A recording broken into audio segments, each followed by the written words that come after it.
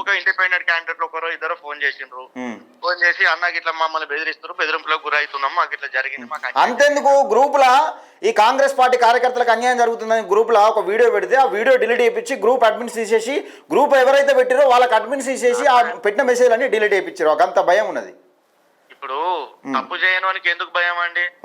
ఉమ్మడికాయ దొంగ ఎవడంటే భుజాలు తట్టినోడు అన్నట్టు తప్పు చేయనోనికి ఎందుకు ఇప్పుడు భయం? ఎందుకు తప్పు చేయనోనికి? తప్పు చేయనోడు భయపడొద్దన్నా, ఎందుకు భయపడాలి? ఇలా వాళ్ళు అడిగినరు, ఇలా మీరు అడిగినరు, నాకు రోడ్ల సంగతి తెలియదు, ఆ గ్రూప్ లో పెట్టింది, నేను గ్రూప్ లో అన్నిట్ల నుంచి ఎగ్జిట్ అయిపోయినా.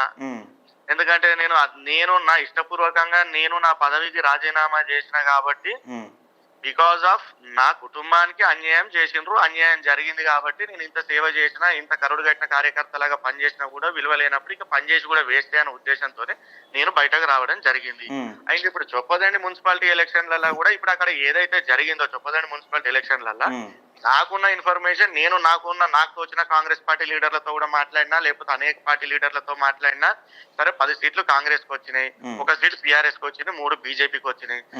సరే ఇవి వాళ్ళు చెప్పిన ఇండిపెండెంట్ గా ఏ పార్టీ నుంచి పోటీ చేయని వాళ్ళు కూడా నాతో మాట్లాడి ఏం చెప్పిండ్రంటే, అన్న డబ్బు విచ్చల విడిగా పంచిండ్రు, డబ్బు విచ్చల విడిగా పంచిండ్రు అన్న అని అన్నారు.